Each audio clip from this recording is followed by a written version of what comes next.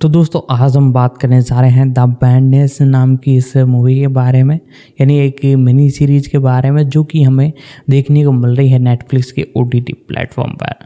जी हाँ दोस्तों, इस मूवी की यानी सीरीज की पूरी जानकारी आपको बताएगी, इसके प्री प्रोडक्शन, रिलीजिंग, कास्टिंग के बारे में। तो वीडियो को लाइक कर दें। अब इसके बारे में हम जानना चालू करते हैं। द मैडनेस एक आगामी अमेरिकी षड्यंत्र थ्रिलर सीमित श्रृंखला है जिसे स्टीफन बेलबर ने नेटफ्लिक्स के लिए बनाया है। कोलमैन डोमिंगो एक मीडिया पंडित की भूमिका में है जिसे जंगल में एक हत्या के बारे में गलती से पता चलने के बाद अपना नाम साफ करना होगा। यह श्रृंखला 28 नवंबर 2024 को 8 एपिसोड के साथ प्रीमियर के लिए तैयार है। एक आधार मुंशी डेनियल, एक मीडिया पंडित को पोकोनोस जंगल में एक हत्या के बारे में पता चलने के बाद अपना नाम साफ करना होगा। जीवित रहने के लिए उसे अपने बिछड़े हुए परिवार और खोए हुए आदर्शों से फिर से जुड़ना होगा। एक रालना कोलमैन डोमिंगो मुंशी डेनियल के रूप में, Marsha Stephanie Blake, Elena Daniels, Gabriel Graham Kelly के रूप में, John Ortiz, Franco Quinones, Tamsin Topolski, Lucy Snapes के रूप में, थैडियस जे मिक्ससन डेमेट्रियस के रूप में। एपिसोड नहीं शीर्षक निर्देशक 2 द्वारा लिखित। 3 मूल रिलीज की तारीख 1 टीबीए क्लेमेंट विर्गो स्टीफन बेलबर 28 नवंबर 2024। 2 टीबीए क्लेमेंट विर्गो स्टीफन बेलबर और वीजे बॉयड 28 नवंबर 2024। 3 टीबीए ओबेही जेनिस और डाना किचन 28 नवंबर 2024। 4 टीबीए कहानी Morris Williams, teleplay Morris Williams और लिज एलिस 28 नवंबर 2024। 5 टीबीए केटी स्वेन 28 नवंबर 2024। 6 टीबीए फेलिशिया हिलारियो 28 नवंबर 2024। 7 टीबीए क्लेमेंट विर्गो कहानी जीनिन सी डेनियल्स, टेलीप्ले वीजे Boyd और Dana kitchens 28 नवंबर 2024। 8 TBA Clement Virgo Stephen बेलबर 28 नवंबर 2024। केन ट्रान और Jessica लोवेरी प्रत्येक 2 episode निर्देशित करते हैं। 2 उत्पादन सीरीज को फरवरी 2023 में रिलीज करने का आदेश दिया गया था, जिसमें कोलमैन डोमिंगो को स्टार बनाया गया था। 4-5 एक महीने बाद Marsha Stephanie Blake, Gabriel Graham, John Ortiz, Tamsin Topolski और थैडियस जे मिक्ससन को कास्ट किया गया। 2 स्टीफन बेलबर, जन्म 3 मार्च 1967, एक अमेरिकी नाटककार, पटकथा लेखक और फिल्म निर्देशक है। उनके नाटकों का निर्माण ब्रॉडवे और 50 से अधिक देशों में किया गया है। उन्होंने अपने ब्रॉडवे नाटक मैच के फिल्म रूपांतरण का निर्देशन किया, जिसमें पैट्रिक स्टीवर्ट, फ्रैंक लैंगेला द्वारा बनाई गई टोनी नामांकित भूमिका निभाते हुए ने अभिनय किया। उन्होंने नेटफ्लिक्स सीरीज द मैडनेस बनाई, एक जिसमें Colman Domingo, Marsha Stephanie Blake और जॉन ऑर्टिज ने अभिनय किया, और व्हाट वी डू नेक्स्ट लिखा और निर्देशित किया, जिसमें मिशेल वेंटिमिला, करेन पिटमैन और कोरी स्टोल ने अभिनय किया। उन्होंने जेनिफर एनिस्टन, स्टीव झान और वुडी हैरेल्सन अभिनीत फिल्म मैनेजमेंट भी लिखी और निर्देशित की, और जेफरी राइट, थियोथस कार्टर और विलियम फिचन अभिनीत एचबीओ फिल्म ओजी लिखी। बेलबर द लार्मी प्रोजेक्ट, जो बाद में एचबीओ फिल्म बन गई, जिसके लिए उन्हें एमी नामांकन मिला, में एक अभिनेता और सहयोगी लेखक थे। साथ ही the Laramie project 10 years later के सहलेखक भी थे। प्रारंभिक जीवन बेलबर का जन्म वाशिंगटन, डीसी में हुआ था। उन्होंने कनेक्टिकट के हार्टफोर्ड में ट्रिनिटी कॉलेज में दर्शनशास्त्र का अध्ययन किया और 1989 में स्नातक किया। 2 उन्होंने स्नातक होने के बाद ट्रिनिटी ला मामा परफॉर्मिंग आर्ट्स प्रोग्राम में भाग लिया। 3 वे 1992 में न्यूयॉर्क चले गए और वेटर, स्थानापन्न शिक्षक और संयुक्त राष्ट्र के लिए वायर सेवा ऑपरेटर सहित कई तरह की नौकरियां की। 4 न्यूयॉर्क में उनका पहला शो साइकोटिक बसबॉय ब्लूज नामक एक एकल टुकड़ा था, जिसके बाद 2 और वन मैन शो इक्लेक्टिक मुलाटो मूनडांस और 1 मिलियन बटरफ्लाइज हुए। उन्होंने प्लेराइट्स होराइजन्स थिएटर स्कूल में भाग लिया और 1994 में उन्हें द जुलियार्ड स्कूल में नाटक लेखन कार्यक्रम में स्वीकार कर लिया गया। 1997 में वे फाइनली के लिए नाटक लेखन में fringe NYC overall excellence award के विजेता थे और 2000 में उन्होंने द डेथ ऑफ फ्रैंक के लिए वही पुरस्कार जीता। इसके अलावा 2000 में लुइसविले के एक्टर्स थिएटर ने Humana festival of new American plays में बेलबर के टेप का निर्माण किया। इसके बाद उन्होंने टेप के 2001 के फिल्म रूपांतरण के लिए पटकथा लिखी, जिसका निर्देशन रिचर्ड लिंकलेटर ने किया और जिसमें एथन हॉक, उमा थुरमन और रॉबर्ट सीन लियोनार्ड ने अभिनय किया। डोमिनिक फुमुसा, जोश स्टैमबर्ग और एलिसन वेस्ट अभिनीत टेप का नेकेड एंजेल्स प्रोडक्शन पहले न्यूयॉर्क, लंदन और लॉस एंजल्स में खेला गया था। 2001 में बेलबर की अगली बड़ी परियोजना टेक्टोनिक थिएटर प्रोजेक्ट के साथ काम करने से आई। वहां उन्होंने शोध किया, एक सहयोगी लेखक थे और द लार्मी प्रोजेक्ट में अभिनय किया, जो एक नाटक और बाद में एक फिल्म थी जिसे लार्मी, व्योमिंग में मैथ्यू शेपर्ड की घातक पिटाई के जवाब में लिखा गया था। बाद की फिल्म में Laura Linney, Steve Buscemi, Ben Foster, Christina Ricci और पीटर फोंडा ने अभिनय किया। बेलबर को फिल्म में एक लेखक के रूप में उनके काम के लिए एमी नामांकन मिला। 2002 और 2003 में बेलबर ने अमेरिकी TV series law and Order Special Victims unit के लिए लिखा। उन्होंने डेनिस लेरी शो रेस्क्यू मी के लिए भी लिखा। बेलबर का ब्रॉडवे डेब्यू 2004 में उनके नाटक मैच के साथ हुआ, जिसमें फ्रैंक लैंगेला, रे लियोटा और जेन एडम्स ने अभिनय किया था, जिसके लिए लैंगेला को टोनी नामांकन मिला था। तब से इस नाटक का निर्माण France, Switzerland, Germany, Israel, Bosnia और अन्य जगहों पर किया जा चुका है। 2005 में उनके नाटक मैक्रील का निर्माण न्यूयॉर्क के राउंड अबाउट थिएटर द्वारा किया गया, जिसमें एंथनी मैकी ने मुख्य भूमिका निभाई थी। उनके नाटक कैरोल मुलरोनी का प्रीमियर 2005 में बोस्टन के हंटिंगटन थिएटर में हुआ, जिसका निर्देशन लिसा पीटरसन ने किया था। 2006 में उनके नाटक ए स्मॉल मेलोड्रामेटिक स्टोरी का निर्माण the labyrinth theatre company, public Theater में द्वारा किया गया, जिसमें इसियाह व्हिटलॉक जूनियर और क्विंसी बर्नस्टीन ने अभिनय किया था। 2008 में उनके नाटक फॉल्ट लाइन्स का निर्माण नेकेड एंजेल्स द्वारा न्यूयॉर्क के चेरी लेन थिएटर में किया गया, जिसका निर्देशन डेविड श्विमर ने किया और इसमें जोश लुकास, नोआ एमेरिच, जेनिफर मुर्गे और डोमिनिक फुमुसा ने अभिनय किया। इसके अलावा 2008 में उनके नाटक जियोमेट्री ऑफ फायर का निर्माण न्यूयॉर्क के रेटलस्टिक थिएटर द्वारा किया गया, जिसमें जेनिफर मुर्गे, जेफरी डेमन और केविन ओडोनेल ने अभिनय किया तथा लूसी टिबर्गियन ने इसका निर्देशन किया। 2010 में बेलबर के नाटक डस्क रिंग्स ए बेल का निर्माण न्यूयॉर्क की अटलांटिक थिएटर कंपनी द्वारा किया गया, जिसमें केट वाल्श और पॉल स्पार्क्स ने अभिनय किया तथा सैम गोल्ड ने इसका निर्देशन किया।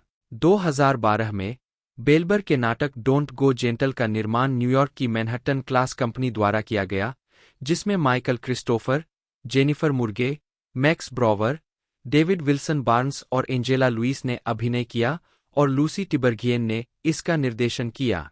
2012 में ही उनके नाटक द पावर ऑफ डफ को न्यूयॉर्क स्टेज एंड फिल्म में 3 घरेलू प्रस्तुतियों में से पहला मिला, जिसमें से पहले में ग्रेग किन्नर, जेनिफर वेस्टफेल्ड और डोमिनिक फुमुसा ने अभिनय किया था। इसके बाद यह बोस्टन में हंटिंगटन थिएटर और एलए में गेफन थिएटर में प्रस्तुत किया गया। 2014 में बेलबर के नाटक the muscles in our toes का निर्माण न्यूयॉर्क में द लेबिरिंथ थिएटर कंपनी द्वारा किया गया, जिसका निर्देशन एनी कॉफमैन ने किया। बेलबर के अन्य नाटकों में the transparency of Val, the wake, through Fred, the death of Frank, Mel and Jean, drifting elegant और फाइनली शामिल है। बेलबर के कई अन्य नाटक प्लेपेन न्यू प्ले कॉन्फ्रेंस के माध्यम से विकसित किए गए हैं। 2019 में बेलबर के नाटक जोन का प्रीमियर कोल्ट कोयूर में हुआ। इसका निर्देशन एड्रियन कैंपबेल होल्ट ने किया था और इसमें जोहाना डे, एडम हैरिंगटन, मार्जन नेशात ने अभिनय किया था। फिल्म और टेलीविजन। बेलबर के नाटक टेप के रूपांतरण का प्रीमियर 2000 में सनडांस फिल्म फेस्टिवल में हुआ। HBO की फिल्म द लार्मी प्रोजेक्ट, जिसके वे सहयोगी लेखक थे, का प्रीमियर 2002 में सनडांस में हुआ। उनके नाटक का रूपांतरण ड्रिफ्टिंग एलिगेंट, एमी ग्लेजर द्वारा निर्देशित, 2006 में प्रीमियर हुआ और इसमें जोश स्टैमबर्ग और जेनिफर मुर्गे ने अभिनय किया। बेलबर ने जेनिफर एनिस्टन, स्टीव ज़हान और वुडी हैरेल्सन अभिनीत फिल्म मैनेजमेंट लिखी और निर्देशित की, जिसका प्रीमियर 2008 में टोरंटो अंतर्राष्ट्रीय फिल्म महोत्सव में हुआ। उन्होंने पैट्रिक स्टीवर्ट, मैथ्यू लिलार्ड और कार्ला गुगिनो अभिनीत मैच का लेखन और निर्देशन किया, जिसका प्रीमियर 2014 में त्रिबेका फिल्म महोत्सव में हुआ। बेलबर ने 2018 HBO फिल्म ओजी लिखी, जिसमें जेफरी राइट, थियोथस कार्टर और विलियम फिचन ने अभिनय किया और मैडेलीन सैकलर ने निर्देशित किया। बेलबर CBS टीवी शो टॉमी के लेखक और सलाहकार निर्माता थे, जिसमें एडी फाल्को ने अभिनय किया था। बेलबर ने HBO, FX, Fox television studio और द हिस्ट्री चैनल के लिए टीवी पायलट लिखे हैं। फिल्म में उन्होंने सोनी, यूनिवर्सल और पैरामाउंट को स्पेक स्क्रिप्ट बेची है और कई पॉलिश और रीराइट किए हैं, जिसमें डलास बायर्स क्लब पर बिना श्रेय के काम भी शामिल है। बेलबर ने 2022 की film what we do next लिखी और निर्देशित की, जिसमें मिशेल वेंटिमिला, करेन पिटमैन और कोरी स्टोल ने अभिनय किया। बेलबर ने 2024 नेटफ्लिक्स टेलीविजन श्रृंखला द मैडनेस बनाई, जिसमें Colman Domingo, Marsha Stephanie Blake और जॉन ऑर्टिज ने अभिनय किया। चयनित क्रेडिट लेखक के रूप में theatre, tape 2000, the Laramie Project 2000, Match 2004, McReele 2005, Carol Mulroney 2005, एक छोटी सी नाटकीय कहानी 2006, ड्रिफ्टिंग एलिगेंट 2006, फॉल्ट लाइन्स 2008, आग की ज्यामिति 2009, the Laramie project 10 years later 2009, dusk rings a bell 2010, don't go gentle 2012। 2015 में डोमिंगो AMC की पोस्टेपोकैलिक ज़ॉम्बी श्रृंखला फियर द वॉकिंग डेड पर विक्टर स्ट्रैंड नामक एक चरित्र के रूप में एक आवर्ती भूमिका में दिखाई देने लगे। दिसंबर 2015 में यह घोषणा की गई कि डोमिंगो को श्रृंखला के सीजन 2 के लिए नियमित रूप से श्रृंखला में पदोन्नत किया गया था। 29 उसी वर्ष उन्होंने सिनेमैक्स श्रृंखला द निक मेड रसेल डेनियल के रूप में एक आवर्ती भूमिका निभाई थी। अगले वर्ष उन्होंने लूसीफेर और लुई सीके के self streaming show Horace and पीट में उपस्थिति दर्ज कराई। 2017 में डोमिंगो एक्टर्स ब्रांच के सदस्य के रूप में academy of motion picture arts and sciences में शामिल हुए। 2018 में Domingo fear the walking dead के सीजन 4 के एपिसोड 12 के निर्देशक के रूप में डायरेक्टर्स गिल्ड ऑफ अमेरिका 31 में शामिल हुए। 2020 में डोमिंगो ने AMC नेटवर्क्स के साथ फर्स्ट लुक डील साइन की। 2018 वर्तमान स्थापित अभिनेता। 2018 में वह बैरी जेनकिंस की इफ बील स्ट्रीट कुर टॉक में दिखाई दिए, जो जेम्स बाल्डविन के 1974 के इसी नाम के उपन्यास का फिल्म रूपांतरण है। फिल्म में उन्होंने टीश के पिता जोसेफ रिवर्स की भूमिका निभाई है। उनकी ऑनस्क्रीन पत्नी की भूमिका रेजिना किंग ने निभाई है, जिन्हें सर्वश्रेष्ठ सहायक अभिनेत्री का एकेडमी पुरस्कार मिला था। उसी वर्ष उन्होंने सैम लेविंसन के साथ मिलकर black comedy film assassination nation में प्रिंसिपल टरेल की भूमिका निभाई।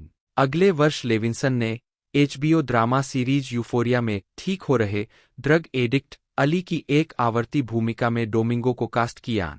2020 में उन्हें वियोला डेविस और चैडविक बोसमैन अभिनीत अगस्त विल्सन के नाटक मा रेनीज ब्लैक बॉटम के नेटफ्लिक्स रूपांतरण में कटलर की भूमिका के लिए प्रशंसा मिली। 2021 में उन्होंने स्कॉट अहरोनी और डेनिस लेटोस की लघु फिल्म लेलाक पर एक कार्यकारी निर्माता के रूप में काम किया, जिसका प्रीमियर उस वर्ष के ट्रिबेका फिल्म फेस्टिवल में हुआ और सर्वश्रेष्ठ लाइव एक्शन लघु फिल्म के लिए अकादमी पुरस्कार के लिए अर्हता प्राप्त की। 35 2022 में उन्हें यूफोरिया में उनकी भूमिका के लिए ड्रामा सीरीज में उत्कृष्ट अतिथि अभिनेता के लिए प्राइम टाइम एमी पुरस्कार मिला।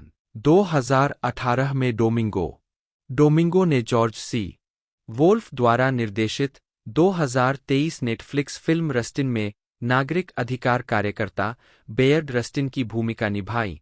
मुख्य भूमिका में उनके शामिल होने की घोषणा के बाद Bayard Rustin Center for Social Justice, एक लुटकाया सुरक्षित स्थान, सामुदायिक कार्यकर्ता केंद्र और शैक्षिक सेतु, जो बेयर्ड रस्टिन को उनके मिशन और अच्छे कार्यों के माध्यम से सम्मानित करने के लिए समर्पित है, ने सीधे डोमिंगो को अपनी स्वीकृति दी, यह कहते हुए कि आपकी शक्तिशाली आवाज बेयर्ड रस्टिन को बढ़ाने में मदद करती है। इंटरसेक्शनैलिटी के गॉडफादर, मार्च की योजना बनाई, आंदोलन में अहिंसा लाई, स्वतंत्रता राइडर्स को प्रेरित किया, इतिहास में खो गए। योंकि उन्होंने किससे प्यार किया, वे कौन थे? अकादमी पुरस्कार नामांकन ने उन्हें सर्वश्रेष्ठ अभिनेता के लिए अकादमी पुरस्कार नामांकन प्राप्त करने वाला पहला एफ्रो-लैटिनो बना दिया। 37 साथ ही इयान मैककेलेन के बाद दूसरे खुले तौर पर समलैंगिक व्यक्ति और समलैंगिक चरित्र निभाने के लिए अकादमी पुरस्कार नामांकन प्राप्त करने वाले पहले अमेरिकी खुले तौर पर समलैंगिक व्यक्ति भी बने। 38-39 इसके अलावा 2023 में वह ब्लिच द एम्बेसडर द्वारा निर्देशित द कलर पर्पल के संगीतमय रूपांतरण में मिस्टर के रूप में दिखाई दिए। मोशन पिक्चर में एक कलाकार द्वारा उत्कृष्ट प्रदर्शन के लिए स्क्रीन एक्टर्स गिल्ड अवार्ड के लिए नामांकन के साथ साथ फिल्म को सकारात्मक समीक्षा मिली।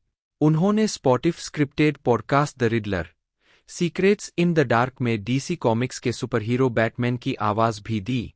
40 डोमिंगो ने फिल्म सिंग सिंग में जॉन डिवाइन जी व्हिटफील्ड का किरदार निभाया, जिसका प्रीमियर 2023 के टोरंटो अंतर्राष्ट्रीय फिल्म महोत्सव में हुआ और जिसे 2024 में वितरण के लिए A24 द्वारा चुना गया। 2024 में यह घोषणा की गई कि डोमिंगो को गायक माइकल जैक्सन के जीवन के बारे में संगीत में बायोपिक माइकल 2025 में जो जैक्सन की भूमिका निभाने के लिए चुना गया था। 41 यह भी घोषणा की गई कि डोमिंगो एक अनटाइटल्ड नेट किंग कोल बायोपिक की प्रमुख भूमिका में निर्देशन और अभिनय करने के लिए तैयार है, जिसकी पटकथा उन्होंने सहलिखी है। 42 व्यक्तिगत जीवन डोमिंगो समलैंगिक है। उनकी मुलाकात अपने पति राउल डोमिंगो से 2005 में हुई और उन्होंने 9 साल बाद 2014 में शादी कर ली। 43-44 फिल्मोग्राफी मुख्य लेख स्क्रीन और मंच पर कोलमैन डोमिंगो पुरस्कार और नामांकन। मुख्य लेख कोलमैन डोमिंगो द्वारा प्राप्त पुरस्कारों और नामांकनों की सूची। डोमिंगो को HBO सीरीज यूफोरिया 2022 में एक ड्रग एडिक्ट की भूमिका के लिए ड्रामा सीरीज में उत्कृष्ट अतिथि अभिनेता का प्राइम टाइम एमी अवार्ड मिला है। डोमिंगो को म्यूजिकल द स्कॉट्सबोरो बॉयज में उनके सहायक प्रदर्शन के लिए टोनी अवार्ड और लॉरेंस ओलिवियर अवार्ड के लिए नामांकन भी मिला। माँ रेनीज ब्लैक बॉटम में उनकी भूमिका के लिए उन्हें स्क्रीन एक्टर्स गिल्ड अवार्ड और इंडिपेंडेंट स्पिरिट अवार्ड के लिए नामांकन मिला। जोला 2022 में एक अपमानजनक दलाल की भूमिका के लिए उन्हें सर्वश्रेष्ठ सहायक पुरुष का इंडिपेंडेंट स्पिरिट अवार्ड मिला। उन्हें द कलर पर्पल के लिए मोशन पिक्चर में एक कलाकार द्वारा उत्कृष्ट प्रदर्शन के लिए स्क्रीन एक्टर्स गिल्ड अवार्ड के लिए भी नामांकित किया गया था। कोलमैन जेसन डोमिंगो जन्म 28 नवंबर 1969 एक अमेरिकी अभिनेता, नाटककार और निर्देशक है। स्क्रीन और स्टेज दोनों पर प्रमुख। उन्हें प्राइम टाइम एमी अवार्ड और एक अकादमी पुरस्कार और 2 टोनी पुरस्कारों के लिए नामांकन सहित कई पुरस्कार मिले हैं। टाइम पत्रिका ने उन्हें 2024 में दुनिया के 100 सबसे प्रभावशाली लोगों में से एक नामित किया। 1 डोमिंगो की शुरुआती ब्रॉडवे भूमिकाओं में 2005 का नाटक वेल और 2008 का संगीत में पासिंग स्ट्रेंज शामिल है। ब्रॉडवे संगीत में द स्कॉट्सबोरो बॉयज 2011 में मिस्टर बोन्स की भूमिका के लिए उन्हें प्रशंसा मिली, जिसके लिए उन्हें एक संगीत में सर्वश्रेष्ठ फीचर्ड अभिनेता के लिए टोनी पुरस्कार के लिए नामांकित किया गया था। उन्होंने 2014 के वेस्ट एंड प्रोडक्शन में भूमिका को दोहराया, जिसे एक संगीत में सहायक भूमिका में सर्वश्रेष्ठ प्रदर्शन के लिए लॉरेंस ओलिवियर पुरस्कार के लिए नामांकित किया गया। 2018 में उन्होंने ब्रॉडवे संगीत में summer the Donna Summer musical के लिए किताब लिखी। लॉ एंड ऑर्डर सीरीज के विभिन्न अवतारों में शुरुआती भूमिकाओं और the big gay sketch show के मुख्य कलाकारों के हिस्से के रूप में उन्हें AMC series fear the walking dead 2015 से 2023 में विक्टर स्ट्रैंड की भूमिका निभाते हुए सफलता मिली। 2. उन्होंने एचबीओ सीरीज यूफोरिया 2019 वर्तमान में ड्रग एडिक्ट अली के रूप में अपनी आवर्ती भूमिका के लिए ड्रामा सीरीज में उत्कृष्ट अतिथि अभिनेता के लिए प्राइम टाइम एमी पुरस्कार जीता। डोमिंगो की फिल्मों में Lincoln 2012, Selma 2014, if Beale street could talk 2018, मा रेनीज ब्लैक बॉटम 2020 और द कलर पर्पल 2023 में सहायक भूमिकाएं शामिल है। जेनिक्जा ब्रावो की जोला 2021 में एक निर्दयी दलाल की भूमिका के लिए उन्हें सर्वश्रेष्ठ सहायक पुरुष के लिए इंडिपेंडेंट स्पिरिट अवार्ड के लिए नामांकित किया गया था। नेटफ्लिक्स फिल्म रस्टिन 2023 में नागरिक अधिकार कार्यकर्ता बेयर्ड रस्टिन की भूमिका के लिए उन्हें सर्वश्रेष्ठ अभिनेता के लिए अकादमी पुरस्कार के लिए नामांकित किया गया। प्रारंभिक जीवन और शिक्षा। डोमिंगो का जन्म और पालन पोषण फिलाडेल्फिया, पेंसिल्वेनिया में 4 बच्चों में से तीसरे के रूप में हुआ था। 3. डोमिंगो का पालन पोषण उनकी मां एडिथ बाउल्स और उनके पति 4-5 ने एक श्रमिक वर्ग के घर में किया था। 3. उनकी मां एक गृहिणी थी और एक बैंक में काम करती थी। 6. उनके सौतेले पिता क्लेरेंस 7. जीविका के लिए फर्श पर रेत लगाते थे। 3. एडिथ का निधन 2006 में थिएटर म्यूजिकल पासिंग स्ट्रेंज के लिए डोमिंगो के ऑडिशन के एक दिन बाद हुआ। 4. 8. उनके सौतेले पिता की कुछ महीने पहले मृत्यु हो गई थी। 8. डोमिंगो के जैविक पिता बेलीज से थे और उनके रिश्तेदार ग्वाटेमाला से थे। 9. जब डोमिंगो 9 साल का था तब उसने परिवार छोड़ दिया। 3. डोमिंगो को बचपन में बोलने में दिक्कत थी, वह तुतलाता था। 10. और उसे उसकी मां ने स्पीच थेरेपी कक्षाओं में भेजा था। 8. डोमिंगो 1987 के ओवरब्रुक हाई स्कूल स्नातक है। 11. और बाद में टेम्पल यूनिवर्सिटी में गए। 12, 13, 14, जहां उन्होंने पत्रकारिता में महारत हासिल की। इसके तुरंत बाद वे सैन फ्रांसिस्को, कैलिफोर्निया चले गए, जहां उन्होंने मुख्य रूप से थिएटर प्रस्तुतियों में अभिनय करना शुरू किया। 13, 15 डोमिंगो ने O'Neill national theatre institute, 16 Austin में टेक्सास विश्वविद्यालय, 17 और विस्कॉन्सिन मेडिसन विश्वविद्यालय में पढ़ाया है। 18 आजीविका 1994 से 2010 प्रारंभिक भूमिकाएं। डोमिंगो ने समीक्षकों द्वारा प्रशंसित रॉक म्यूजिकल पासिंग स्ट्रेंज में मिस्टर फ्रैंकलिन जोन्स, जोप और मिस्टर वीनस की भूमिका निभाई। 19 जो द पब्लिक थिएटर में 2007 में सफल प्रदर्शन के बाद 28 फरवरी 2008 को ब्रॉडवे पर खुला। उन्हें पासिंग स्ट्रेंज ऑफ ब्रॉडवे के कलाकारों की टुकड़ी के हिस्से के रूप में वसंत 2008 में एक ओबी पुरस्कार 20 मिला और स्पाइक ली द्वारा निर्देशित पासिंग स्ट्रेंज के फिल्म संस्करण में अपनी भूमिकाओं को दोहराया, जिसका प्रीमियर जनवरी 2009 में सनडांस फिल्म फेस्टिवल में हुआ।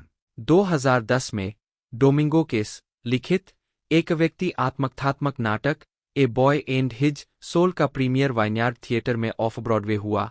23 डोमिंगो ने ब्रॉडवे पर सबसे लंबे समय तक चलने वाले पुनरुद्धार शिकागो में बिली फ्लिन के रूप में एक प्रतिस्थापन भूमिका निभाई। 24 इस दौरान डोमिंगो ने कई टेलीविजन सीरीज में भी काम किया। उन्होंने 1997 में पुलिस प्रक्रियात्मक नैश ब्रिजेस में अपना टेलीविजन डेब्यू किया और इस सीरीज में कई बार दिखाई दिए।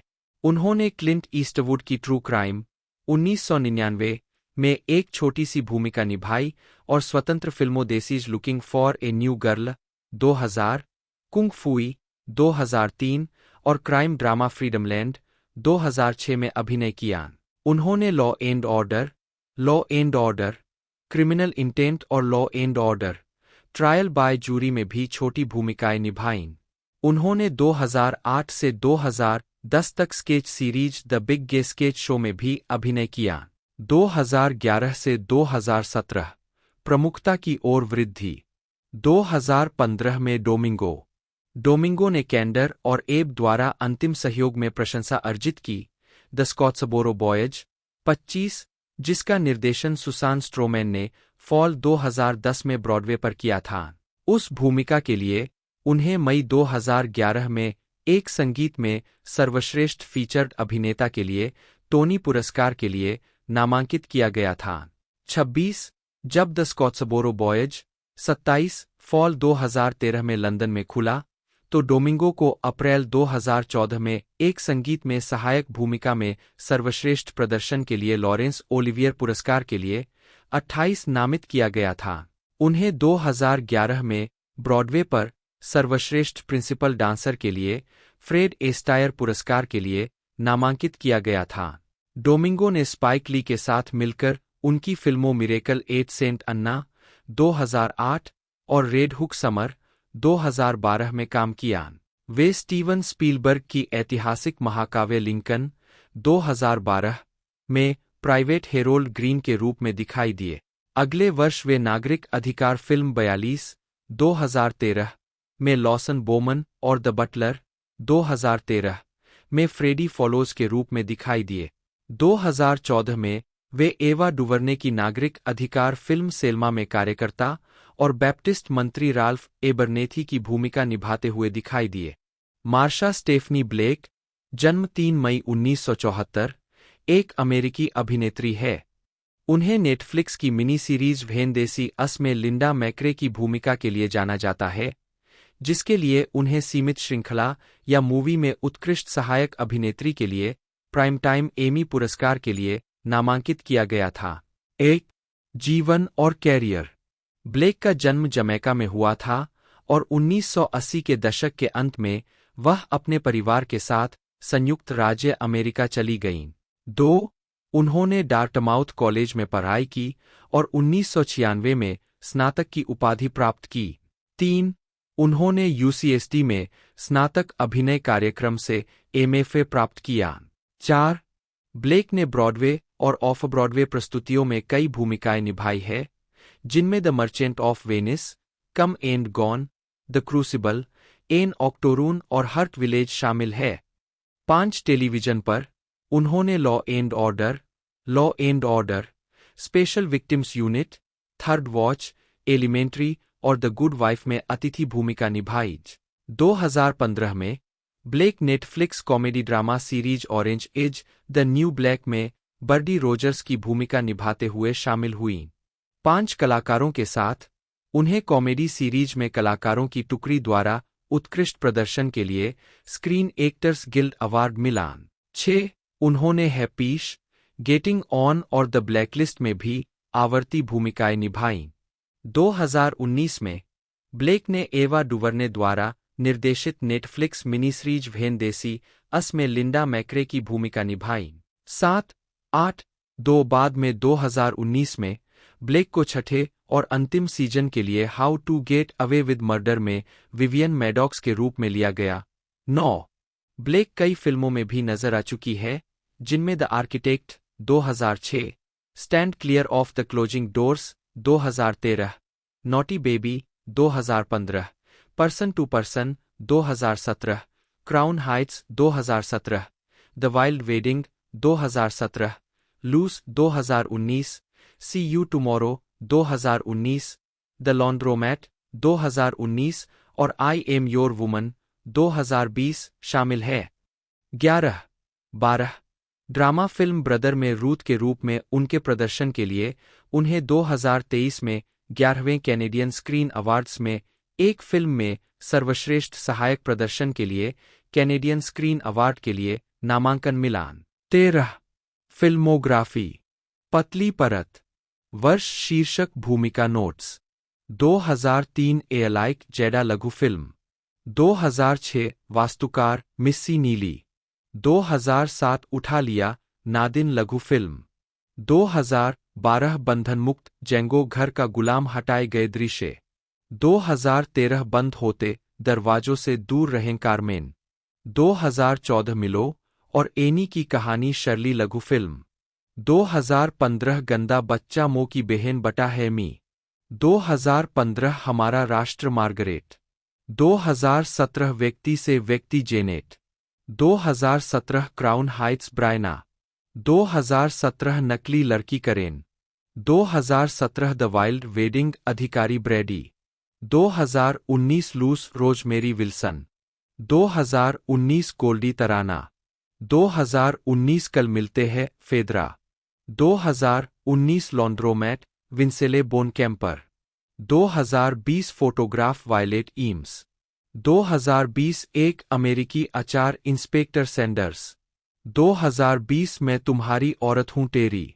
2022 भाई दया नामांकित एक फिल्म में सर्वश्रेष्ठ सहायक अभिनय के लिए कनाडाई स्क्रीन पुरस्कार नामांकित एक कनाडाई फिल्म में सर्वश्रेष्ठ सहायक अभिनेत्री के लिए वैंकूवर फिल्म क्रिटिक्स सर्कल पुरस्कार।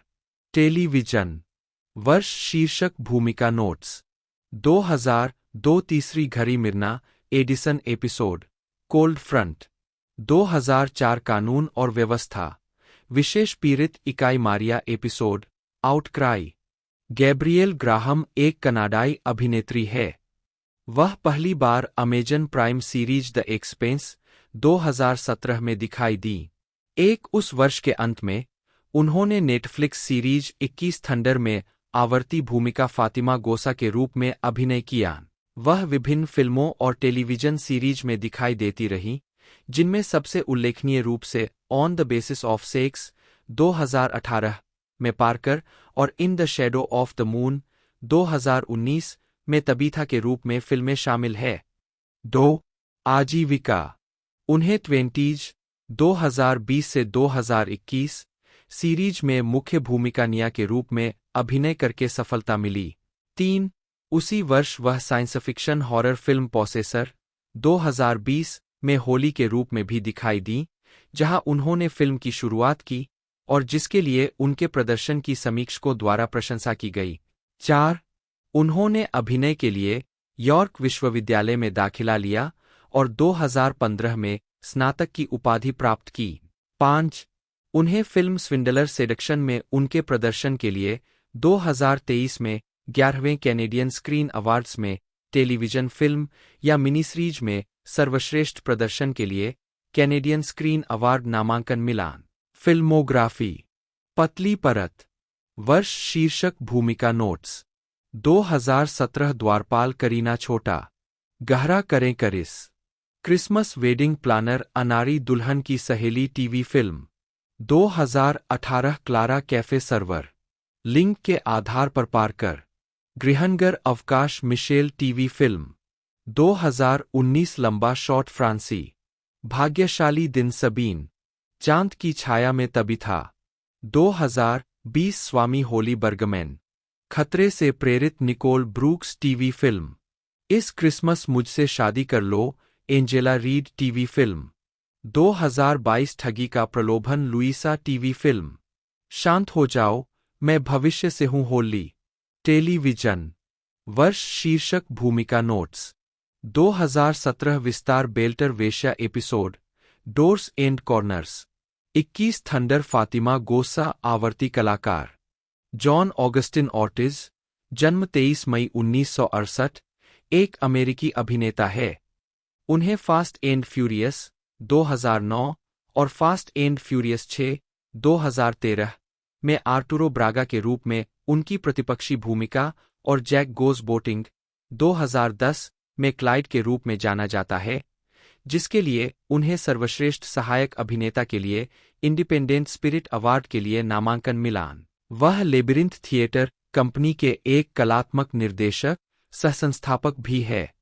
ऑर्टिज की अन्य फिल्मों में कार्लिटोज वे 1993 में गुआजिरो एलियंस बनाम प्रीडेटर, रिक्विम 2007 में sheriff Eddie Morales, American gangster 2007 में Javier J Rivera, silver linings playbook 2012 में रॉनी कोंग, स्कल आइलैंड 2017 में विक्टर नीवेस, बम्बलबी 2018 में डॉ पॉवेल और अमेरिकन फिक्शन 2023 में आर्थर शामिल है। व्यक्तिगत जीवन। ऑर्टिज का जन्म और पालन पोषण ब्रुकलिन, न्यूयॉर्क के बुशविक इलाके में हुआ। वह प्यूर्टो रिकान वंश का है। उन्होंने ब्रुकलिन के जॉन डेवी हाई स्कूल से स्नातक किया, जहां उनकी मुलाकात उनकी पत्नी से हुई। ऑर्टिज अपनी पत्नी जेनिफर और बेटे क्लेमेंटे के साथ 2010 तक उस बोरो में रहे, जब वे और उनका परिवार कैलिफोर्निया चले गए। एक आजीविका। 1993 में जॉन ने कार्लिटो वे में अल पचिनो के युवा चचेरे भाई गुआजिरो के रूप में अपनी फिल्मी शुरुआत की। वे El Cantante, Take the Lead, Before Night Falls, Amistad, Ransom और नार्क सहित 30 से अधिक फिल्मों में नजर आ चुके हैं। उनके हालिया फिल्म प्रदर्शनों में माइकल मान की मियामी वाइस में ड्रग लॉर्ड जोसिएरो, रिडले स्कॉट की अमेरिकन गैंगस्टर में रसेल क्रो के साथी जेवी रिवेरा और ट्रेविस नाइट की बम्बलबी में वैज्ञानिक डॉ पॉवेल की भूमिका शामिल है।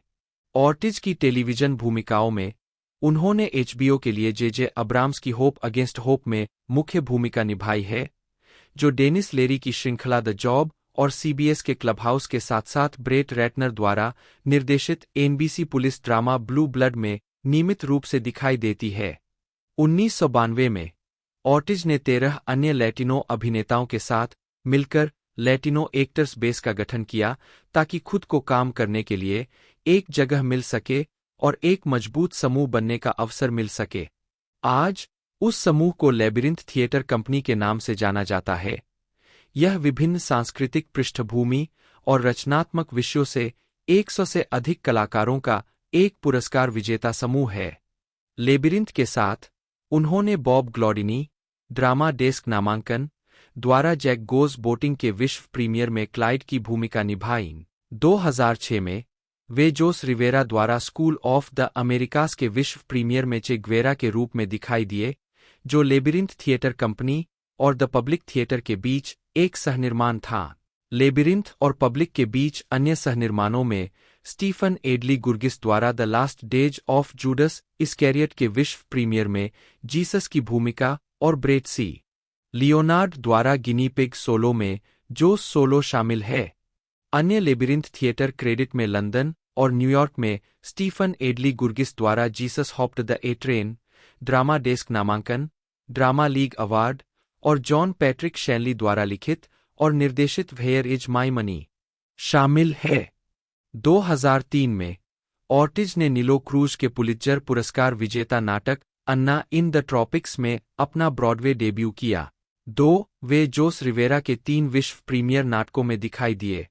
ला जोला प्लेहाउस में the adoration of the old woman, MCC theatre में सुएनो और मार्क टेपर फोरम में the street of the sun. वे रिवेरा के नाटकों के 2 न्यूयॉर्क प्रीमियर में भी शामिल हुए। पब्लिक थिएटर में References to Salvador Dali Make Me Hot, OBIE Award और प्लेराइट्स होराइजन्स में Cloud Tectonics. Ortiz Public Theater में the Skin of Our Teeth और डी डोंडे में भी दिखाई दिए। हाल की परियोजनाएं। जनवरी 2009 में वे फिलिप सीमोर हॉफमैन द्वारा निर्देशित फीचर फिल्मों एलियंस बनाम predator, Requiem, Pride and Glory, Public Enemies, Fast and Furious और जैक गोज बोटिंग में दिखाई दिए। 2009 की गर्मियों में उन्होंने वियना महोत्सव में ओथेलो में मंच पर अभिनय किया। दिसंबर 2012 की शुरुआत में वे शिकागो के स्टेपेनवुल्फ थिएटर कंपनी में स्टीफन एडली गुर्गिस के नाटक the motherfucker with the hat में जैकी के रूप में दिखाई दिए। 3 उन्होंने सिल्वर लाइनिंग्स प्लेबुक में भी सहाभिनय किया। फिल्मोग्राफी। पतली परत। वर्ष पतली परत भूमिका नोट्स। 1993 कार्लिटो का रास्ता गुआजिरो, इटालियन फिल्म सीजर। 1995 Lotto Land Coco. 1996 फिरौती रॉबर्टो, सार्जेंट बिल्को विशेष Luis Clemente. 1997 Amistad Montes. 1998 side सरके रेमन यानेस। 1999 अंतिम मार्शल एनरिको। 2000 अवसरवादी इस्माइल एस्पिनोजा। रात होने से पहले जुआन अब्रेउ। 2001 3 बजे Hector. 2002 Narc Octavio Ruiz. 2006 El Cantante Willie Colon. नेतृत्व करो Shri Temple. Miami Vice Josiero. गहरी और स्वप्नहीन नींद मरविन। 2007 एलियंस बनाम predator. Requiem Sheriff Eddie Morales. America का अपराधी जेवियर जे रिवेरा नामांकित। मोशन पिक्चर में कलाकार द्वारा उत्कृष्ट प्रदर्शन के लिए Screen Actors Guild Award. Domingo 2008 से 2010 तक sketch series the big gay sketch show में अपनी भूमिका और AMC series fear the walking dead 2015 से 2023 में विक्टर स्ट्रैंड के रूप में अपनी भूमिका के लिए प्रमुखता से उभरे। इस दौरान उन्होंने miracle at Saint Anna 2008, Lincoln 2012, 42, 2013, Selma 2014, the birth of a nation 2016 और if Beale street could talk 2018 जैसी फिल्मों में छोटी भूमिकाएं भी निभाईं। उन्होंने मा रेनीज ब्लैक बॉटम 2020, जोला 2020 और रस्टिन 2023 में अपनी भूमिकाओं के लिए प्रशंसा प्राप्त की। उन्होंने एचबीओ सीरीज यूफोरिया 2019 से अब तक में एक पूर्व ड्रग एडिक्ट की भूमिका के लिए ड्रामा सीरीज में उत्कृष्ट अतिथि अभिनेता के लिए प्राइम टाइम एमी पुरस्कार जीता। उन्होंने द निक 2015, होरेस एंड पीट 2016 और द ट्वाइलाइट जोन 2020 में भी टेलीविजन भूमिकाएं निभाईं। लेखन श्रेय। Up jumped spring time 1, 2, San Francisco में थिएटर राइनोसेरोस में premiere 1998। A boy and his soul 3, New York city के वाइनयार्ड थिएटर में प्रीमियर 2009। नाटक के पुराने संस्करण का प्रीमियर 2005 में सैन फ्रांसिस्को के थिक डिस्क्रिप्शन थिएटर में हुआ। 4 और 2008 में थिक डिस्क्रिप्शन की 20वीं सालगिरह सीजन के एक हिस्से के रूप में निर्मित। 5 2008 में न्यूयॉर्क सिटी के जो पब में एक रात के प्रदर्शन के रूप में निर्मित। 2013 में लंदन, यूके के ट्राईसाइकिल थिएटर में निर्मित। 6 2014 में ऑस्ट्रेलिया के ब्रिस्बेन में ब्रिस्बेन पावर हाउस में निर्मित। 7 वाइल्ड विद हैप्पी 8 2012 में न्यूयॉर्क शहर के पब्लिक थिएटर में प्रीमियर हुआ। 2013 में Menlo park, CMA theatre works में निर्मित। 9 2014 में बाल्टीमोर सेंटर स्टेज में निर्मित। 10 2017 में Pittsburgh, PMA city theatre, Pittsburgh में निर्मित। 11.12 2015 में Humana festival of new American plays में प्रीमियर हुआ।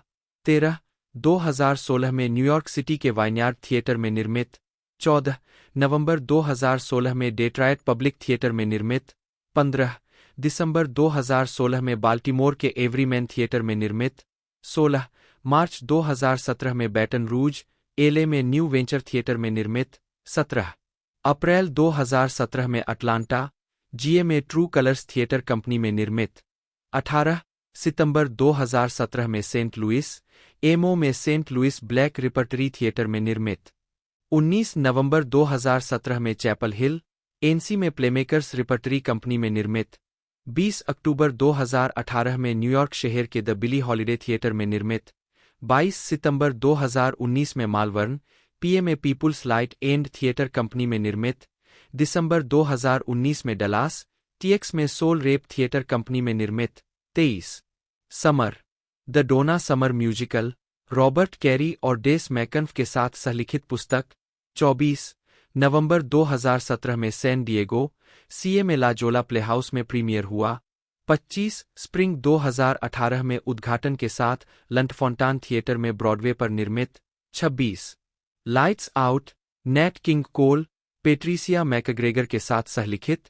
27 सितंबर 2017 में Malvern, PMA people's light and theatre company में निर्मित। इसका प्रीमियर फरवरी 2019 में गेफेन प्लेहाउस में वेस्ट कोस्ट पर हुआ। 28 वेस्ट फिली, बेबी, टेलीविजन के लिए एलिसा टेगर और एएमसी नेटवर्क एलएलबीएलके के साथ विकसित।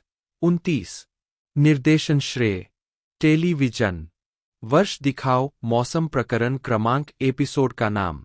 2018 वॉकिंग डेड से डरें सीजन 4 एपिसोड 12, 30 कमजोर। 2019 सीजन 5 एपिसोड 3, 31 हम्बग स्कुल्च।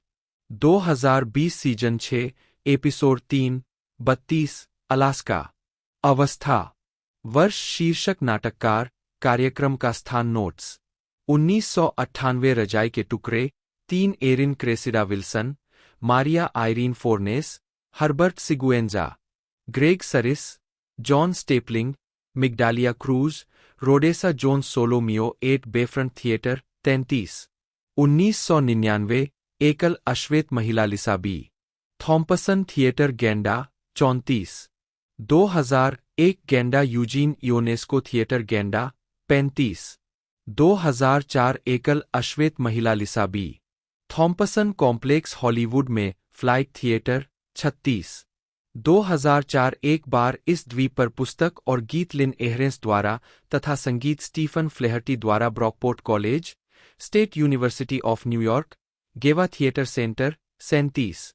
2006 एकल अश्वेत महिला लिसा B Thompson Peter J Sharp Theater Playwrights Horizons में नया प्रोफेशनल थिएटर 38। 2008 एकल अश्वेत महिला लिसा बी थॉम्पसन 42वें सेंट पर ड्यूक में नया प्रोफेशनल थिएटर नई 42वीं स्ट्रीट 39। 2009 बाहर निकले कोयल लिसा रामिरेज थिएटर रो में क्लरमैन थिएटर में कार्यरत थिएटर 40। 2015 स्वर्गदूतों का एक समूह माइला Churchill New York City Children's Theater 41। 2015 7 guitar August Wilson Louisville के actors Theatre 42। 2016 Barbecue Robert O'Hara Geffen Playhouse 43। 2017 घर की याद सता रहे लोगों के लिए एक guide Ken Urban Huntington theatre company 44। 2019 Colman Domingo people's light and theatre company 45। अभिनय श्रेय पतली परत मूल श्रृंखला की तरह द ट्वाइलाइट जोन के इस अवतार में प्रत्येक एपिसोड एक अलग विषय से संबंधित है जो अलौकिक घटनाओं, नस्लवाद, सामाजिक मुद्दों, प्रेस में गलत सूचना, एलियन आक्रमण और आव्रजन जैसे विषयों को संबोधित करता है। प्रत्येक कार्यक्रम में एक असामान्य और अप्रत्याशित मोड़ होता है। उल्लेखनीय एपिसोड में सना लाथन एक ऐसी महिला की भूमिका में है जिसे पता चलता है कि उसका कैमकॉर्डर समय को पीछे मोड़ सकता है। क्रिस ओडोव एक मानवविज्ञानी की भूमिका में है जो एक अजीब बंदूक का अध्ययन करता है। मोरेना बैकारिन एक होटल मैनेजर की भूमिका में है जो अपने आसपास के सभी लोगों को स्थिर पाती है। और डेमन वेंस जूनियर एक चर्च के सहायक की भूमिका में है जिसे पता चलता है कि वह अपने शहर के एक छोटे मॉडल में हेरफेर करके उसे बदल सकता है। John Larroquette, Donna Dixon, Eric Keenleyside, Kristin Lehman, Ryan Robbins, Peter Kelamis, Ethan Embry, Gil Bellows और जॉर्ज टेकी ने भी ट्वाइलाइट जोन के इन 2 सीजन में काम किया। ऊंचाई बढ़ाने के अलावा नाइटमेयर 30,000 फीट एक ऐसे रास्ते पर चलता है जो विलियम शैटनर अभिनीत प्रतिष्ठित 1963 के एपिसोड नाइटमेयर 20,000 फीट से अलग है। 2019 का episode you might also like classic episode to serve man से जुड़ा हुआ है। ब्लरी मैन एक मेटाफिक्शनल एपिसोड है जिसमें मार्क सिल्वरमैन ने the Twilight zone tower of terror Disney आकर्षण से रॉड सर्लिंग के अपने प्रतिरूपण को दोहराया है। पिछली ट्वाइलाइट जोन सीरीज में मेटाफिक्शनल तत्वों वाले एपिसोड थे, विशेष रूप से मूल series episode a world of his own, जहां मुख्य किरदार सर्लिंग के साथ बातचीत करता है, और 1980 के दशक की revival series episode personal Demons, जिसमें मार्टिन बाल्सम एपिसोड के लेखक का एक काल्पनिक संस्करण चित्रित करता है। विकास दिसंबर 2012 में यह घोषणा की गई थी कि ब्रायन सिंगर ने सीबीएस टेलीविजन स्टूडियो के लिए द ट्वाइलाइट जोन के तीसरे पुनरुद्धार को विकसित करने, कार्यकारी निर्माण करने और संभावित रूप से निर्देशित करने के लिए एक सौदे को अंतिम रूप दिया था। घोषणा के समय उत्पादन को अभी भी एक लेखक को नियुक्त करना था, नेटवर्कों को बेचा जाना शुरू हो गया था और अभी भी सर्लिंग एस्टेट के साथ एक सौदे को अंतिम रूप दिया जा रहा था। एक 7 मार्च 2013 को यह बताया गया कि एक लेखक श्रृंखला में शामिल होने के लिए बातचीत कर रहा था। 2016 तक साइमन किनबर्ग और क्रेग स्वीनी उत्पादन में शामिल हो गए थे और सीबीएस इस बात पर विचार कर रहा था कि क्या परियोजना को अन्य नेटवर्क या स्ट्रीमिंग सेवाओं पर बेचा जाए या इसे अपने सीबीएस ऑल एक्सेस पर रखा जाए। 2 नवंबर 2017 को यह घोषणा की गई कि सीबीएस अपनी स्ट्रीमिंग सेवा सीबीएस ऑल एक्सेस के पुनरुद्धार का पुनर्विकास कर रहा है। इसके अतिरिक्त यह बताया गया कि जॉर्डन पील अपनी प्रोडक्शन कंपनी मंकीपॉ प्रोडक्शंस के माध्यम से श्रृंखला का कार्यकारी निर्माण करने के लिए बातचीत कर रहे थे और मार्को रामिरेज शोरनर के रूप में काम करने के लिए बातचीत कर रहे थे। 4-5-6 दिसंबर 2017 को यह घोषणा की गई कि सीबीएस ने प्रोडक्शन को एक श्रृंखला का आदेश दिया है। पील और रामिरेज को Simon किनबर्ग, win Rosenfeld, Audrey चोन, Caroline Serling और रिक बर्ग के साथ कार्यकारी निर्माण करने की पुष्टि की गई थी। पील, रामिरेज और किनबर्ग भी श्रृंखला के प्रीमियर एपिसोड में सहयोग करने के लिए तैयार थे। 6 अगस्त 2018 को यह पुष्टि की गई कि पहले सीजन में 10 एपिसोड होंगे। इसके अतिरिक्त यह बताया गया कि उत्पादन ने लेखकों के कमरे की स्थापना की थी और विकास के विभिन्न चरणों में पहले सीजन के लिए अवधारणाओं, रूपरेखा और स्क्रिप्ट को पूरा किया था। श्रृंखला को औपचारिक शोरनर रखने की योजना नहीं थी, लेकिन निर्देशक ग्रेग यिटेनेस को एपिसोड के बीच निरंतरता की देखरेख करने के लिए तैयार किया गया था। 7-20 सितंबर 2018 को यह घोषणा की गई कि कार्यकारी निर्माण के अलावा पीले श्रृंखला के कथावाचक और मेजबान के रूप में काम करेंगे। 8-2 अक्टूबर 2018 को श्रृंखला के लिए एक प्रचार वीडियो के माध्यम से यह घोषणा की गई कि जेरार्ड मैकमरे एक एपिसोड का निर्देशन कर रहे थे और मैथियस हर्नडल उनके फोटोग्राफी निर्देशक के रूप में काम कर रहे थे। 9-15 नवंबर 2018 को यह बताया गया कि एलेक्स रूबेंस श्रृंखला का एक एपिसोड लिखेंगे। 10-29 अप्रैल 2019 को सीरीज को दूसरे सीजन के लिए नवीनीकृत किया गया। 11 जनवरी 2020 में सीबीएस ऑल एक्सेस ने दूसरे सीजन के 10 एपिसोड में से 6 पर एपिसोड की जानकारी का खुलासा किया। 12 मई 2020 में सीजन के अंतिम 4 एपिसोड की जानकारी सामने आई। 13-24 फरवरी 2021 को सीबीएस ऑल एक्सेस ने घोषणा की कि श्रृंखला 2 सीजन के बाद समाप्त हो जाएगी। पीले और किनबर्ग की कंपनियों ने एक संयुक्त बयान जारी किया जिसमें संकेत दिया गया कि हालांकि ऑल एक्सेस पैरामाउंट प्लस के रूप में पुनः ब्रांडेड चाहता था कि श्रृंखला जारी रहे, यह हमारा निर्णय था और उन्होंने वे कहानियां बताईं जो हम बताना चाहते थे। 14-15 रलाई अक्टूबर 2018 में प्रोडक्शन कंपनी ने घोषणा की कि सना लाथन और एडम स्कॉट को एपिसोड अभिनीत भूमिकाओं में लिया गया है। लाथन रिवाइंड 16 नामक एपिसोड में दिखाई देंगे और स्कॉट नाइटमेयर 30,000 फीट नामक एपिसोड में। मूल श्रृंखला एपिसोड नाइटमेयर 20,000 फीट का रीमेक है। 17 नवंबर में कुमेल नांजियानी को एक एपिसोड अभिनीत भूमिका में घोषित किया गया था। 10 दिसंबर में जॉन चो, एलिसन टॉलमन, जैकब ट्रेमब्ले, एरिका ट्रेमब्ले, स्टीवन येउन और ग्रेग किन्नर की घोषणा की गई। चो, टॉलमन और ट्रेमब्ले द वंडरकाइंड नामक एपिसोड में भूमिकाओं के लिए 18 और येउन 19 और किन्नर द ट्रैवलर 20 जनवरी 2019 में। DeWanda Wise, Jessica Williams, Lucinda Dryzek, Jefferson White, Jonathan Whitesell, Taissa Farmiga, Rhea Seehorn, Luke Kirby, Ike Barinholtz और पर्सी हाइंस व्हाइट की घोषणा की गई। वाइज, विलियम्स, ड्राइजेक, व्हाइट और व्हाइटसेल एक एपिसोड में दिखाई देंगे। 21 जबकि फार्मिगा, सीहॉर्न, किर्बी, बरिनहोल्ट्स और हाइंस व्हाइट दूसरे में दिखाई देंगे। 22 फरवरी में गिनिफर गुडविन, जेम्स फ्रेन और जब्रीना ग्वेरा को पॉइंट ऑफ ओरिजिन के लिए कास्ट के रूप में घोषित किया गया था। 23 पूर्ण ट्रेलर से पता चला कि ट्रेसी मॉर्गन, ग्लेन फ्लेशलर और क्रिस डायमंटोपोलोस अतिथि भूमिका निभाएंगे। 24-25 मार्च में एक एपिसोड के लिए जाजी बीटज और बेट्टी गैब्रियल की कास्टिंग की घोषणा की गई थी।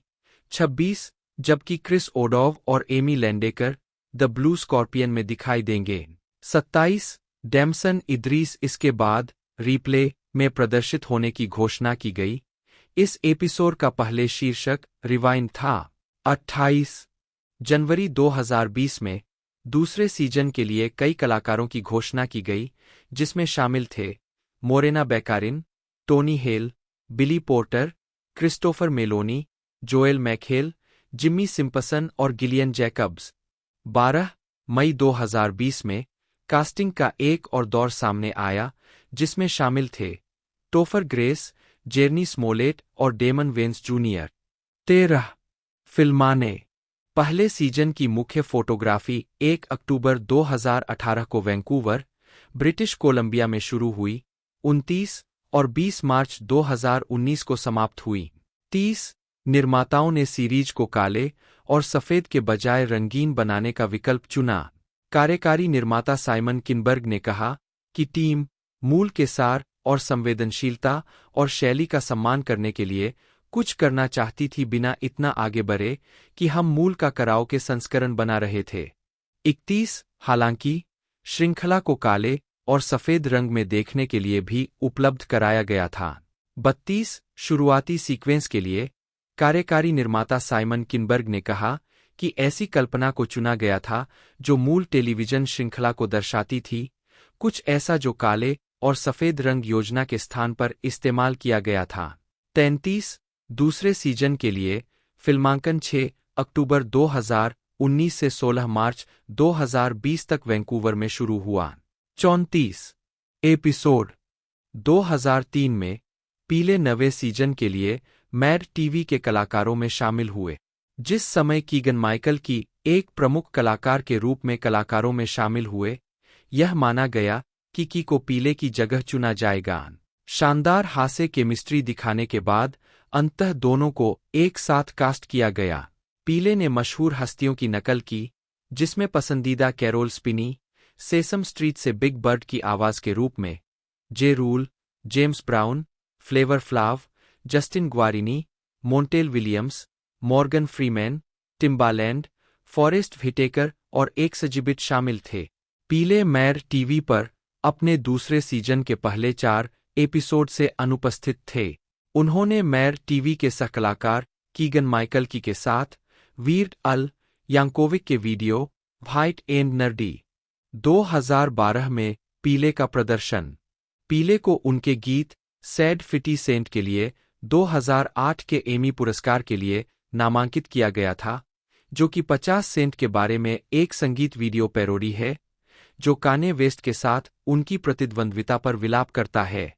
संगीत वीडियो के अनुसार गीत पीले द्वारा लिखे गए थे और वह इसके संगीत की व्यवस्था करने में शामिल थे। 2009 में वे लिटिल फॉकर्स में दिखाई दिए। 19 वे हिलेरी बनाम ओबामा नामक एक वायरल वीडियो में दिखाई दिए, जिसे मैड टीवी स्केच के रूप में दिखाया गया था, जहां वे और हिलेरी क्लिंटन समर्थक अल्पकालिक कलाकार सदस्य लिसा डोनोवन द्वारा अभिनीत इस बात पर बहस करते हैं कि हिलेरी क्लिंटन या बराक ओबामा बेहतर राष्ट्रपति बनेंगे।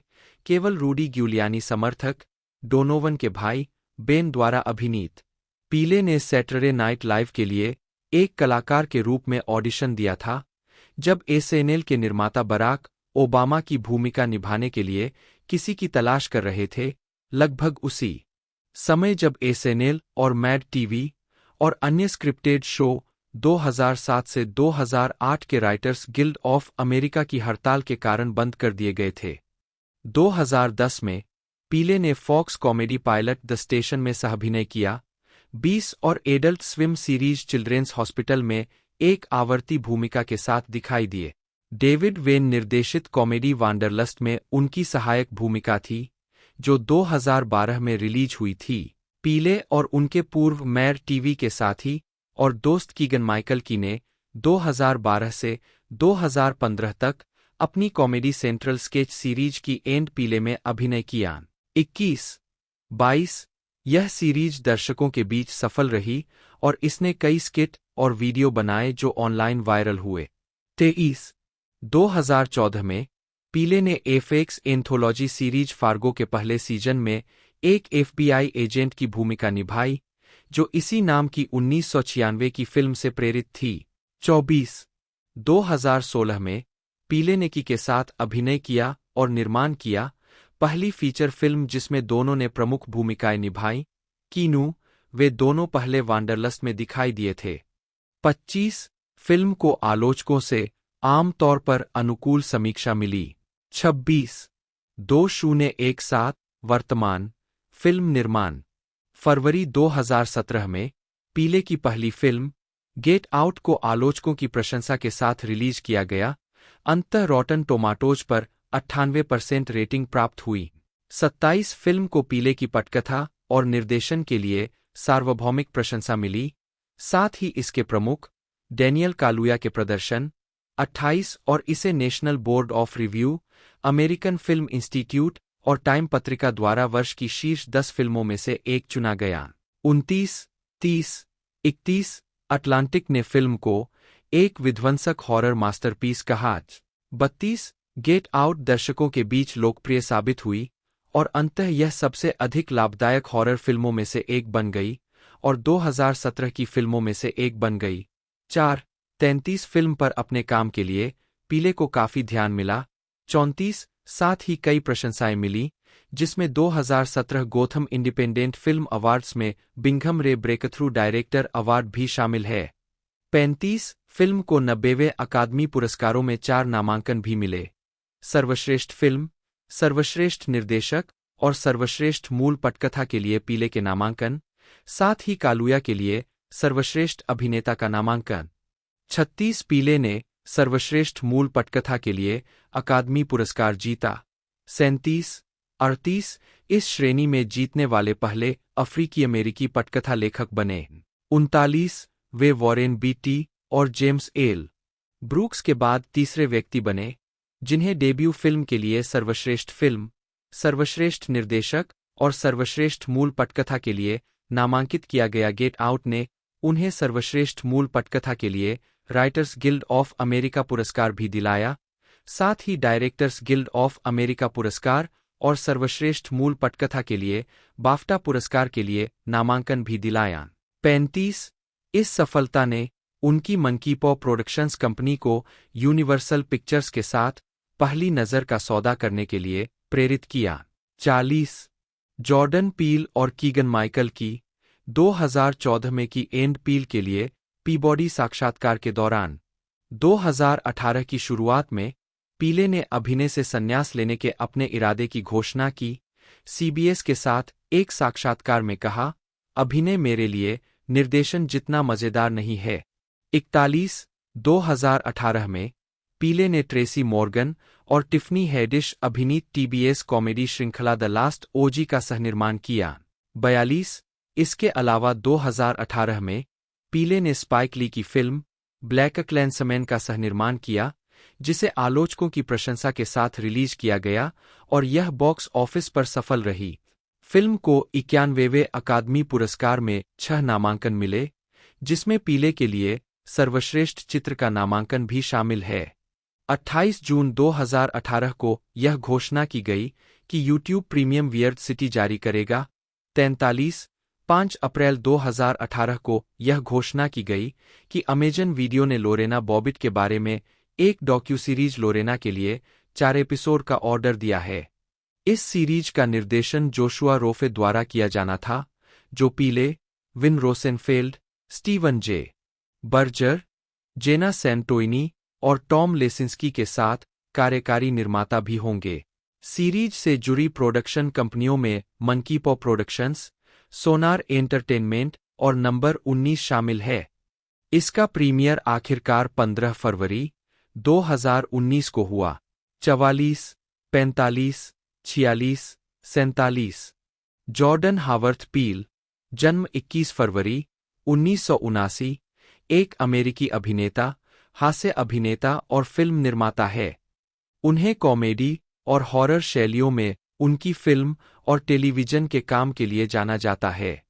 1, 2, उन्हें अकादमी पुरस्कार और प्राइम टाइम एमी पुरस्कार सहित कई पुरस्कार मिले हैं।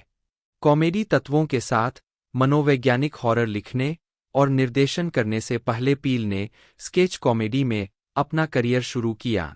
2017 में पील को दुनिया के सबसे प्रभावशाली लोगों की वार्षिक टाइम 100 सूची में शामिल किया गया था। 3.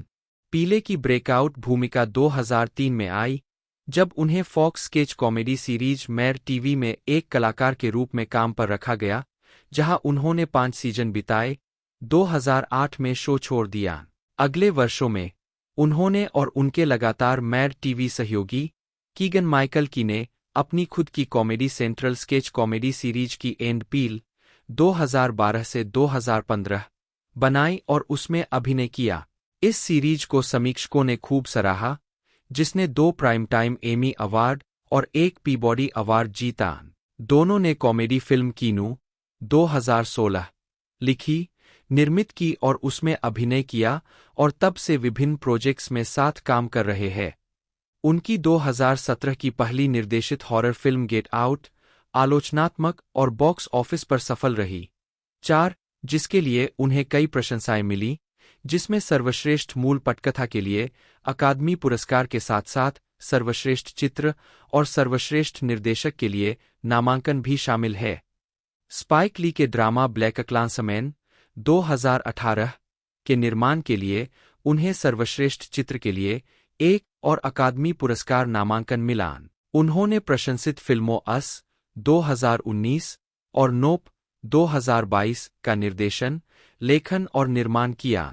आलोचकों ने तब से अक्सर अस, नोप और विशेष रूप से गेट आउट को 21वीं सदी की सर्वश्रेष्ठ फिल्मों में से एक बताया है।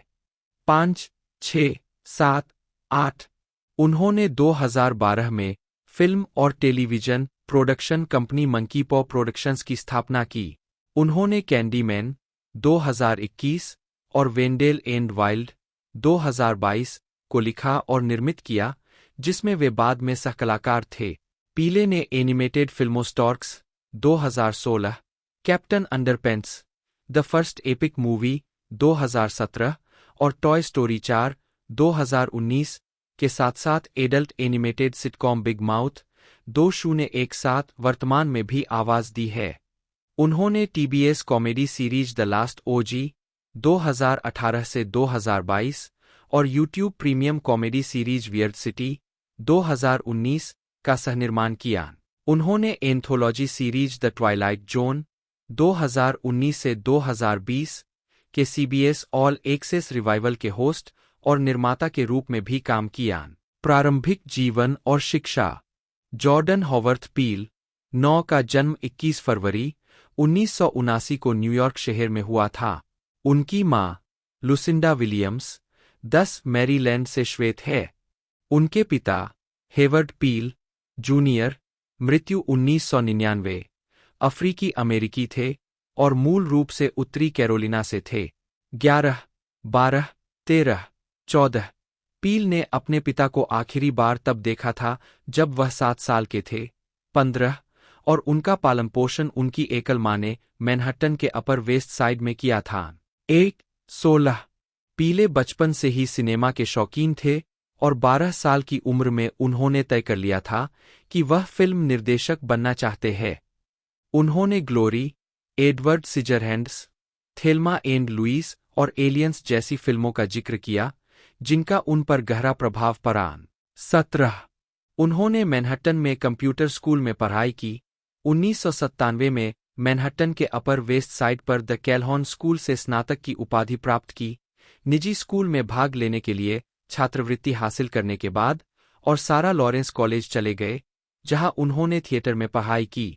18 2 साल बाद पीले ने सारा लॉरेंस की सहपाठी और भविष्य की एंड पील लेखिका रेबेका ड्रिसरेल के साथ एक कॉमेडी जोड़ी बनाने के लिए पढ़ाई छोड़ दी। 1 आजीविका लाइव स्टैंड अप। पीले नियमित रूप से एम्स्टर्डम में बूम शिकागो और शिकागो में द सेकंड सिटी में प्रस्तुति देते थे। उद्धरण वांछित वाह और निकोल पार्कर बूम शिकागो में अपने संगीत युगल के लिए प्रसिद्ध थे। उद्धरण वांछित उन्होंने बूम शिकागो में अपने कार्यकाल के दौरान डेनिश सुपरमॉडल उटे नामक एक लोकप्रिय चरित्र को चित्रित किया, उद्धरण वांछित, और 2002 में एमटीवी के कॉमेडी वीकेंड की मेजबानी की।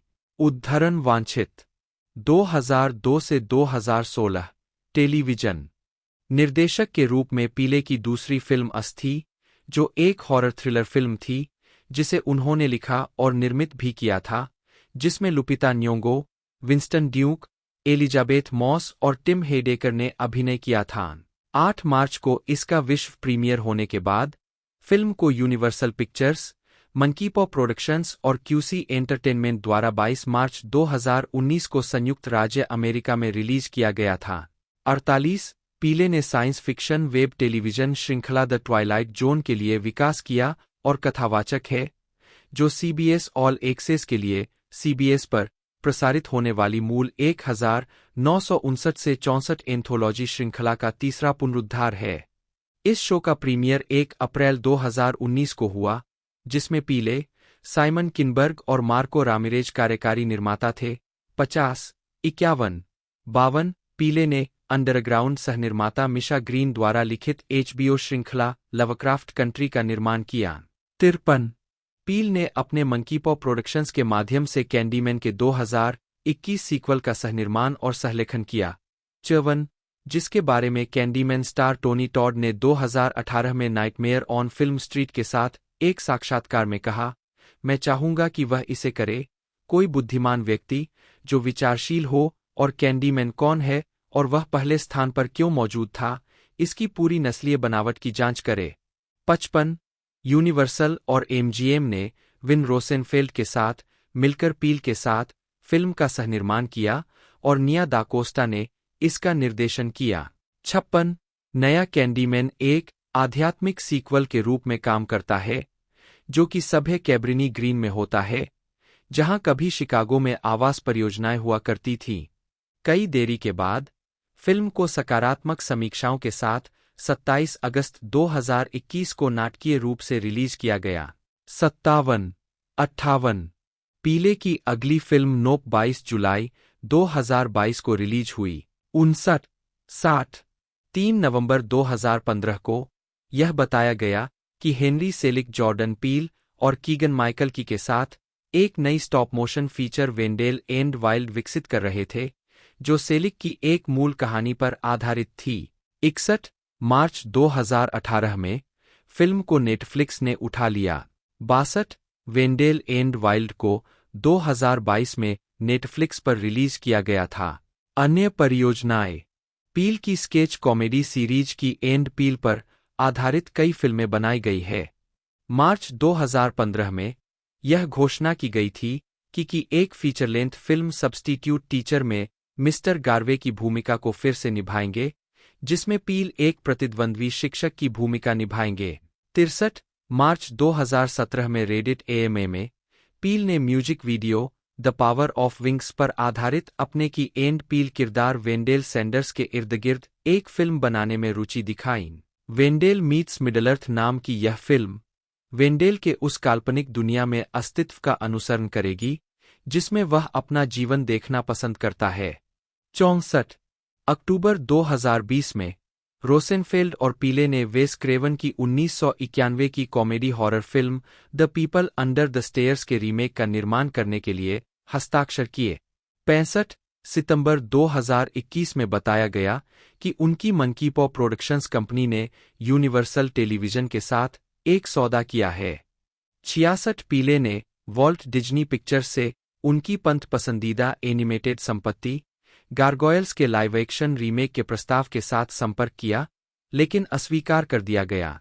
67 गेम अवार्ड्स 2023 में पीले ने घोषणा की कि वह अपने अगले गेम ओडी पर हिदेओ कोजिमा के साथ काम करेंगे।